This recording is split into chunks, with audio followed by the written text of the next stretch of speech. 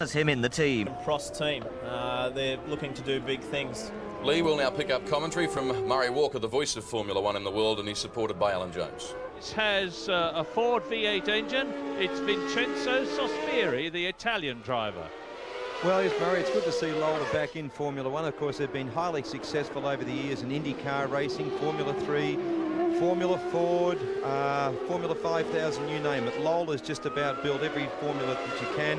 And to see Eric Broadley back into Formula One is certainly welcome. You'll notice a lot of the cars are going out and doing one lap and then coming straight back into the pits. This is what they call their exploratory lap. The mechanics have put the cars together and they send them out to do one lap, bring them in just to do a nut and bolt check, just to make sure there's no leaks, and then send them out in anger after that. Well, the conditions here, of course, are absolutely perfect at the moment. It's about 27.5 degrees heat. The track, of course, is nice and dry. And that's one of the Benettons that we were looking at with the new Renault 71-degree V10 engine. That is a Lola that we're looking at the present moment. And you'll notice the very bright livery. It's got an innovative new sponsor that's never been in Formula One before. It's very much a learning year for Lola. They've been in Grand Prix racing before in various guises, but this is the first time that they've been in it seriously with a car of their own design. And they're reckoning to get all the systems running and everything good for Grand Prix racing in general this year, and then make a serious effort with their own V10 engine next year. As we look at Jacques Villeneuve, a lot of very useful experience in the ITC series because it's a very technical series. Oh, absolutely. In fact, so much so that it's now stopped. I think they became too technical, too expensive. I mean, at one stage last year, they were the most sophisticated cars on any circuit anywhere in the world. And quite frankly, I think they just priced themselves into extinction. But certainly he did learn a lot from that. He did a couple of kart races last year as well. But basically, everything that he's put his backside in, he's won in. Good news from Albert Park is that Ron Walker, who's responsible for the race coming here from Adelaide, and Michael Schumacher have cheesily exchanged grins, shaken hands, and settled their differences over what Michael Schumacher allegedly said about the Albert Park circuit. He is reputed to have said that it wasn't particularly special or wasn't particularly demanding. And Ron, understandably, as the chap who was responsible for the Grand Prix coming here, took exception to that and made some pretty critical comments about Schumacher himself.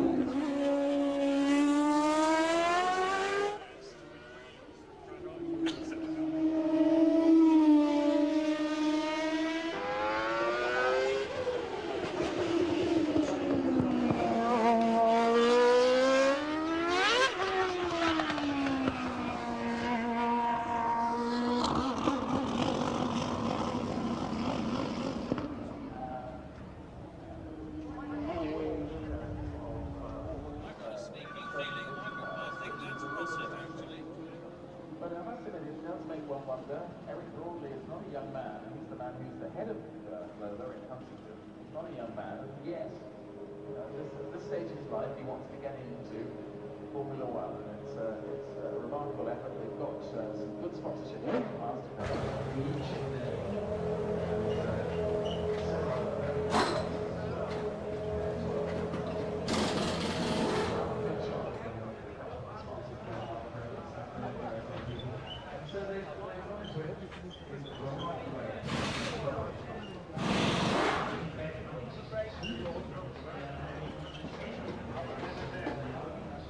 You're watching the first unofficial practice session live from Albert Park in Melbourne, the 1997 Qantas Australian Formula One Grand Prix, into the very early world champion at last. Gerhard Berger has won 9 times in his career with Ferrari and McLaren. Last year he left the Ferrari team and went to Benetton, with whom he is now. And this is a lovely overhead shot from the roll bar.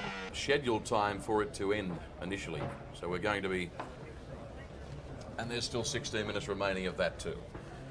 So the first session will end at around 16 after midday. Rosset, the Lola Ford team, a struggler, it's got to be said, unveiling the new sponsorship of MasterCard, the MasterCard Lola team. And they only held their official team launch on the 20th of February, so they're a little bit behind the other teams, it's got to be said.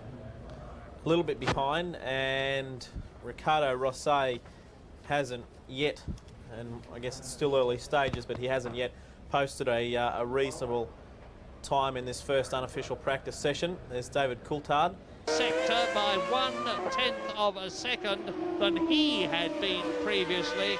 This looks a very impressive lap, but he's lost time there as he moves around one of the Lolas, that driven by Vincenzo Sospiri, the newcomer to Grand Prix racing. Here, last half minute of the first 1 hour practicing session. And just watch the way a really quick man deals with the tail enders, as the Lola is passed by John Lacey. Now he's got the Sauber in front of him, and the checkered flag will be coming out any second now. Fastest of all, but only by 1/10 of a second faster than Michael Schumacher's Ferrari, with Jacques Villeneuve's Williams Renault third fastest, half a second off the pace. Ralf Schumacher, brilliant achievement this, fourth fastest in his first Grand Prix drive for the Jordan Peugeot team. His brother is second, he is fourth. Heinz Harald Frentzen is fifth in the second Williams, and Olivier Panis 1.4 seconds off the pace in the Prost Mugen is sixth fastest.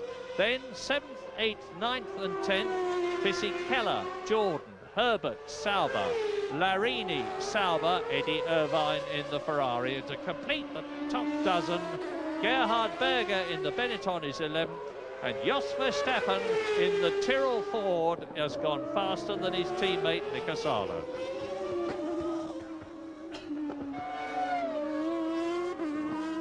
All 24 drivers have been out.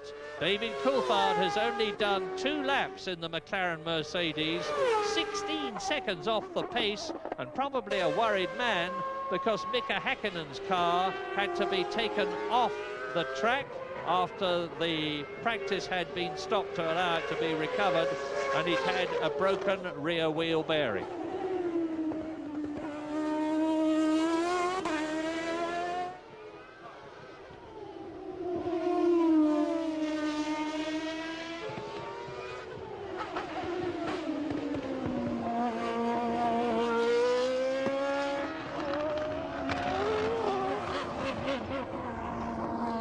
That now brings to an end the first unofficial practice session at Albert Park for the 1997 Qantas Australian Formula One Grand Prix. As we now look at the top 10 for you, John Lacey, the fast man, 1:33.487. Then fractionally behind him, the double world champion Michael Schumacher, 1:33.607. Then Villeneuve, the favourite for this weekend's race in many people's view. Then Ralf Schumacher, great performance by him. Frentzen, Panis, Fisichella. And so we go down through them. But a good performance, I thought, by Ralf Schumacher as well, to be the 4th fastest man with a 1:34.329. Gerhard Berger's got a fair bit of work to do, though. He's currently 11th in the Benetton. When you consider his teammate Lacey has set the fast time, it would suggest Berger's got a fair bit of improving to do. Verstappen, Mika Salo, Damon Hill was out running fairly quickly early on. He ended up in that session 14th fastest, but they've certainly got some problems, the Arrows Yamaha team. Katayama is the slowest driver at the end of that session in 23rd spot, and really you can't take any notice of that time.